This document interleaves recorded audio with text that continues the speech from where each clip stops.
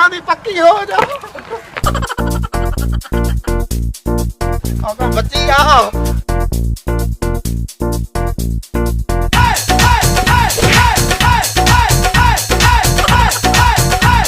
बिस्मिल्लाहिर्रहमानिर्रहीम। अस्सलाम वालेकुम दोस्तों। पहले तो मेरे व्यू बहुत अच्छे आते थे यूट्यूब चैनल पे, लेकिन जब से मैं बीमार हुआ तो मेरे व्यू गिर गया, मेरी रीच गिर गई। फिर मैं तरले मारने लग गया बड़े बड़े यूट्यूबर्स, जैसे रमज़ी भाई सना से मिलने में गया, अंजुम सरोया से मिलने गया, वकार बिंडर साहब से मिलने गया। इन तीनों में से आपको बताऊंगा कि खानदानी और अच्छा इंसान कौन है। पहले आप अंजुम सरोया साहब की बात सुन लें कि मैं उनके पास गया था, आपको सबूत भी मिल जाता है।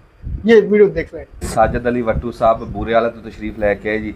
ਅਸੀਂ ਬੜੇ ਸ਼ੁਕਰਗੁਜ਼ਾਰ ਹਾਂ ਸਾਜਿਦ ਅਲੀ ਵੱਟੂ ਸਾਹਿਬ ਦੇ, ਜਿਨ੍ਹਾਂ ਨੇ ਇੰਨਾ ਪੈਂਡਾ ਕੀਤਾ, ਸਾਨੂੰ ਇੱਜ਼ਤ ਬਖਸ਼ੀ, ਸਾਨੂੰ ਮਾਣ ਬਖਸ਼ਿਆ ਤੇ ਕਹਿ ਲਓ ਵੀ ਦਰਵੇਸ਼ ਆਦਮੀ ਆ। ਤੇ ਇਹਨਾਂ ਦੇ ਚੈਨਲ ਨੂੰ ਸਬਸਕ੍ਰਾइब करो, सपोर्ट करो।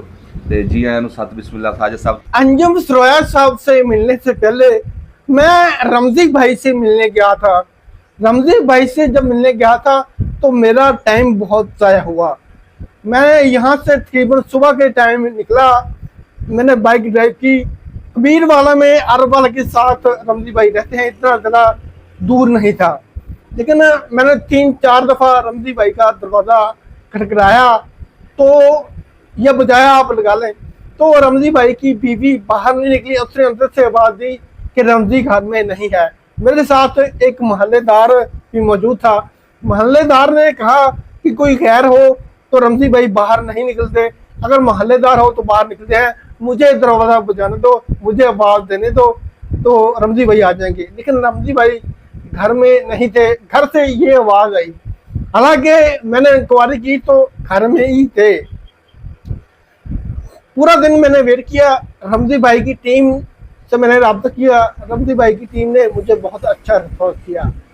रमज़ी भाई के टीम मेंबर दूसरा ने मेरे साथ वीडियो बनाई, मुझे मेरे साथ कोऑपरेट किया और मेरा प्रमोशन भी किया। ये भूतना साहब की आप वीडियो देख लें। अस्सलाम वालेकुम वीवर, मैं ਤੁਹਾਡਾ ਆਪਣਾ ਫਨੀ ਐਕਟਰ ਇਕਰਾਮ ਭੂਤਨਾ। ਮੈਂ ਤੁਸੀਂ ਪਛਾਣ ਲਿਆਉਣਾ ਦੱਸਣ ਦੀ ਲੋੜ ਹੀ ਕੋਈ ਨਹੀਂ। ਤੇ ਤੁਸੀਂ ਵੇਖ ਰਹੇ ਹੋ YouTube ਚੈਨਲ ਸਾਜਿਦ ਅਲੀ ਵੱਟੂ। ਐਂ ਤੁਸੀਂ ਸਬਸਕ੍ਰਾਈਬ ਕਰੇ ਸੋ, ਲਾਈਕ ਕਰੇ ਸੋ, ਅੱਛੇ ਅੱਛੇ ਕਮੈਂਟ ਕਰੇ ਸੋ। ਉਹ ਯਾਰ ਜਿਹੜੇ ਆ ਸਬਸਕ੍ਰਾਈਬ ਹੁੰਦੇ ਨੇ ਕਿਹੜਾ ਆਪਾਂ ਭਾਂਡਿਆਂ 'ਚ ਰੱਖਣੇ ਹੁੰਦੇ ਨੇ। ਜਿਹੜਾ ਮਰਜ਼ੀ ਚੈਨਲ YouTube ਤੇ ਆਵੇ ਉਹਨੂੰ ਸਬਸਕ੍ਰਾਈਬ ਕਰ ਦਿੱਤਾ ਕਰੋ। ਕਿਵੇਂ ਗੱਲ ਹੈ ਸ਼ੌਕੀ? अस्सलाम वालेकुम गाइस।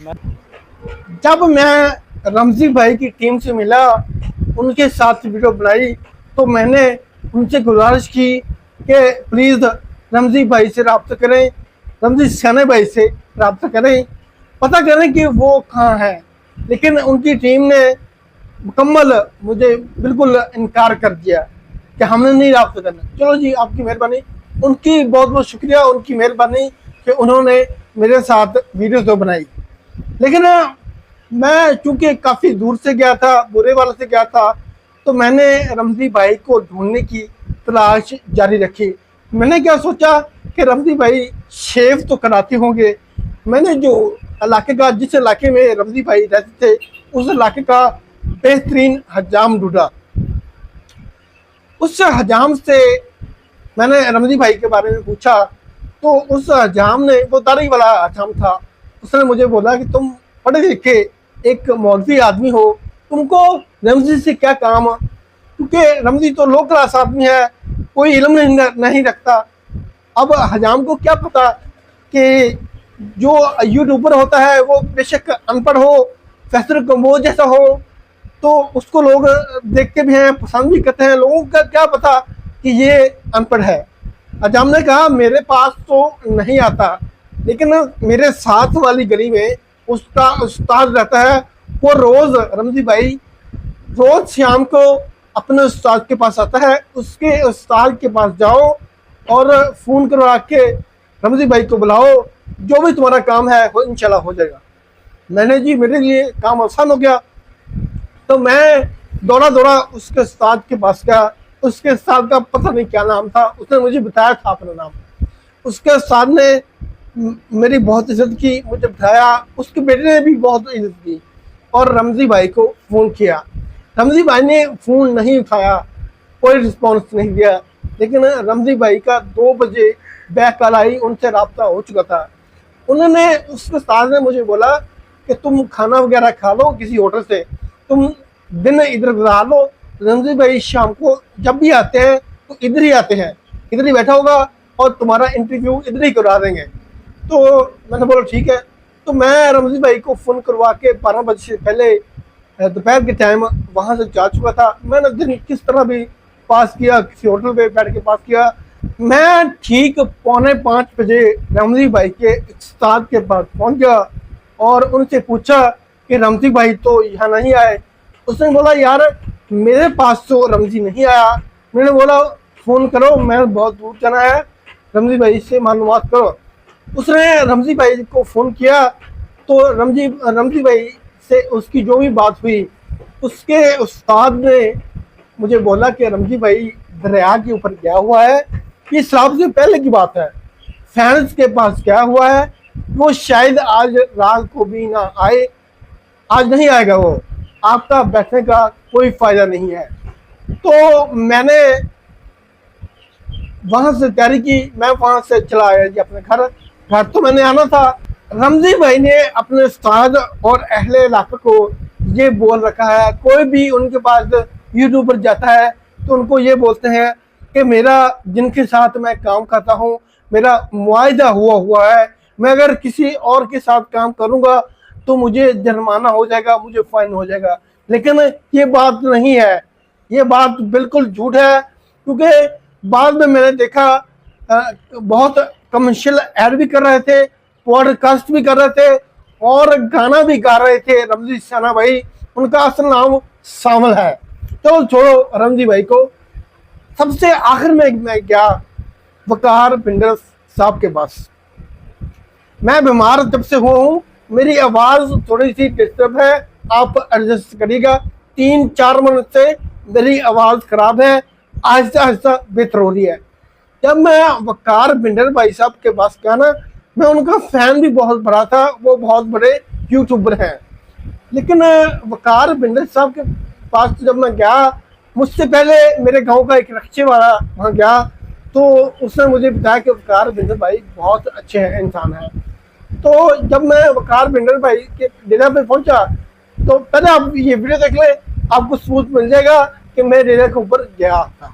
वकार बिंडर भाई का डेरा है, देखो उन्होंने डेरे का साइन बोर्ड लगा होया।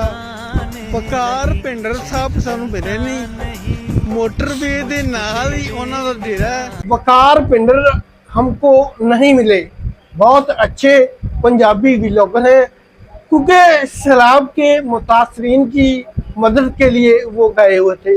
और पूरे पाकिस्तान में सैलाब आया हुआ है ना इस टाइम। वकार बिंडर साहब बहुत अच्छे इंसान होंगे, क्योंकि मैं तो उनसे मिला नहीं। मैं जब उनके डेरे पे गया तो मुझसे उनके छोटे भाई मिले, मैंने उनसे मालूमात भी ली। उन्होंने कहा कि मैं वकार बिंडर साहब का छोटा भाई हूँ। तो छोटे भाई ने मेरे साथ मुसलसल बदतमीजी की।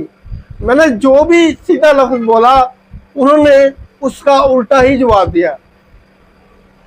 सीधा सीधा मुझे कहते कि तुम मुझे पसंद नहीं हो, क्योंकि तुम यूट्यूबर हो, तुम यहाँ से चले जाओ। तो मैं आ जाता। अगर आप किसी के घर पे जाएं, वो आपको बोले कि यहाँ से चले जाओ, तो आप आ जाएंगे और क्या करेंगे, आप वहाँ पर लड़ेंगे। वकार बिंडर का भाई बिल्कुल ही अच्छा इंसान नहीं है, बदतमीज है। और मैं आपको एक बात करूँ, मुझे लाखों इंसान तो नहीं देखते, लेकिन हज़ारों तो देखते हैं। जो भी मेरे साथ वीडियो बनाएगा वो और भी मशहूर हो जाएगा। इसमें किसी बड़े क्रिएटर के साथ मैं वीडियो बनाऊंगा, सिर्फ मेरा ही फ़ायदा नहीं है, मेरा भी फ़ायदा होगा कि मेरे व्यू बढ़ जाएंगे, मेरी रीच बढ़ जाएगी। लेकिन उस बड़े क्रिएटर का भी फ़ायदा होगा कि जो मेरे फादर हैं वो भी उनको देखेंगे। तो एक ही आदमी का फ़ायदा नहीं होता, दूसरे आदमी का भी फ़ायदा होता है। मेरे साथ जो भी वीडियो बनाएगा वो मशहूर हो जाएगा। तो बात करने का मकसद है, मेरे कहने का मकसद है कि कोई भी इस दुनिया में यूट्यूबर हो या कोई भी इंसान हो, वो बगैर मतलब के नहीं है, बिल्कुल भी ठीक नहीं है। अब अंजुम सरोया साहब की बात कर लें, क्योंकि मैं 3 इंसानों से जिंदगी में मिलने गया तो 2 ने मुझे मायूस किया, 2 मुझे नहीं मिले। तो तीसरा अंजुम सरोया साहब मुझसे मिले। तो साहिवाल यहाँ से तकरीबन सुबह सुबह नाश्ता करके मैं चला गया, साहिवाल क्रॉस करके आगे रमेश आता है। तकरीबन 9 बजे मैं अंजुम सरोया साहब के डेरा पे पहुंचा। मैं इंतज़ार करने लग गया। अंजुम सरोया साहब से मैंने रब्ता कर लिया था, मैंने फ़ोन कॉल कर रही थी उनको कि मैं आ रहा हूँ। उन्होंने मुझे इतवार का टाइम दिया था, तो मैं इतवार को उनके डेरा पे पहुंच गया। दोबारा मैं फ़ोन करता तो अंजुम सरोया साहब ने भी इनकार कर देना था, लेकिन मैंने दोबारा फ़ोन नहीं किया। जिसने मुझे नंबर दिया था उसने मुझे मुलाकात का तरीका भी बताया था। तो जब 9 बजे मैं डेरा पे पहुंचा तो अंजुम सरोया साहब की बीवी ने घर से ये कहना शुरू कर दिया कि अंजुम सरोया साहब अकेला गए हुए हैं। मैं बहुत तो मायूस हो गया, क्योंकि मैं दोबारा कॉल करता तो अंजुम सरोया साहब ने भी यही लफ्ज़ अदा करना था, मिलने से मुझसे इनकार कर देना था। तो मैं 9 बजे का बैठा, तकरीबन 12:30 बजे बज गया मुझे। तो अंजुम सरोया साहब घर पे डेरे पे आ गए, घर से ना उठ के डेरे पे आ गए, मेरे आमने सामने हो गए। अंजुम सरोया साहब जब मेरे आमने सामने हुए तो डेरा पे काफ़ी लोग और भी मौजूद थे, सबसे मिलने लगे। लेकिन सबसे खुशी की और अंजुम सरोया की अच्छी बात यह है कि अपने घर में आए, अपने डेरे पे आए इंसान की कदर की। उनको मैंने बताया कि मैंने आपको फ़ोन किया था, फ़ोन करके मैं आया हूँ, इस तरह ये मेरा टाइम बना था आपसे। तो अंजुम सरोया साहब ने मुझे बोला कि अपना कैमरा, अपना स्टैंड सीधा कर लो, मैं तुमको इंटरव्यू देता हूँ। अंजुम सरोया साहब के इंटरव्यू से पहले मैं अंजुम सरोया साहब के घर के साथ एक मज़ार शरीफ है और अंजुम सरोया के मामा की मैं वीडियो बना चुका था। अंजुम सरोया के मामा का पहली दफ़ा इंटरव्यू मैं कर चुका था। अंजुम सरोया के मामा जी ने भी मेरी बहुत ही इज्जत की, मुझे चाय भी पिलाई, ठंडा पानी भी पिलाया और मज़ार शरीफ की वीडियो मेरे यूट्यूब चैनल पे अपलोड है, आप जाके देख सकते हैं। अंजुम सरोया साहब की वीडियो भी देख सकते हैं। बात करने का मकसद ये है, मेरे कहने का मतलब ये है कि अपने घर पे आए आदमी की हमेशा कदर की जाती है। अपने डेरा पे आए आदमी से लड़ा तो नहीं जाता, लड़ता है जाहिल और कमीना गैर खानदानी आदमी। रमज़ी भाई के खानदान के बारे में लोग जो भी कहें, मुझे उनसे कोई शिकायत नहीं है। जो हकीकत थी आपको बता दिया कि रमज़ी भाई किसी यूट्यूबर से नहीं मिलते और पैसे लेते हैं अगर मिलते हैं तो वो उनका हक भी है। वो पहले ही बता देते कि मैं पैसे लेके मिलता हूँ। और अंजुम सरोया साहब ने जब मेरे सामने आए तो मेरी इज्जत की। औरतों का क्या कहना, औरतों की क्या बात करनी, और औरतों की तो सुना है कि घुटनों में अकल होती है, औरतों में अकल नहीं होती। मर्दों से मर्द मिलते हैं, मर्दों का राब्ता होता है और मर्द ही मर्दों के साथ चलते हैं। बहुत अच्छा लगा अंजुम सरोया साहब से मिलके।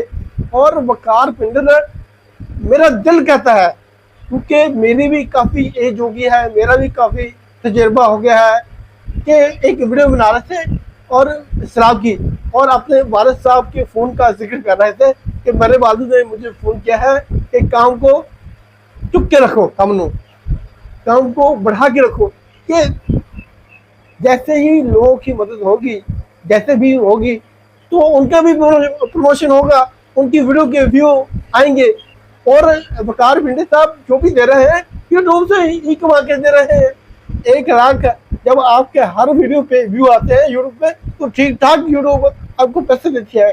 तो दोस्तों, मैं ज़िंदगी में इन 3 इंसानों से मिलने गया और वकार भिंडे से मिलने के बाद मैंने तौबा कर ली कि आज के बाद किसी भी बड़े क्रिएटर से मिलने नहीं जाना, और अपनी वीडियो पे जो भी व्यू आए बेहतर है, किसी और से नहीं मिलना। उम्मीद है आपको मेरी ये सच्ची बातें बहुत पसंद आई होगी। वीडियो पे अच्छे अच्छे कमेंट करें, वीडियो को लाइक करें, वीडियो को शेयर करें। मिलते हैं इंशाल्लाह नेक्स्ट व्लॉग में। अस्सलाम।